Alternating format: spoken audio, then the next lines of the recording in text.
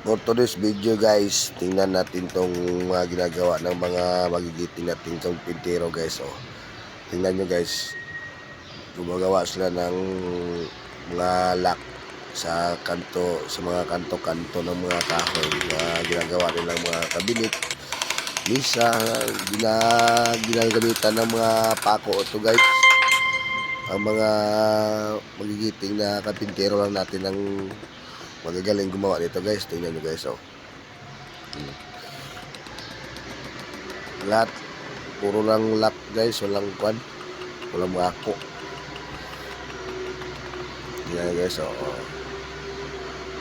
pag nagustuhan nyo itong video nyo guys, comment na lang, like and share, follow na rin po kapag nagustuhan nyo itong video nito. Salamat guys. Ang galing nila guys, no? Tingnan nyo, walang kahirap-hirap na ginagawa nilang mga lock na yan. Sobrang galing talaga ng mga giting nating kapintero. Baka magaya ng iba yan, mahirapan talaga kapag ginaya mo yan. Tingnan nyo guys.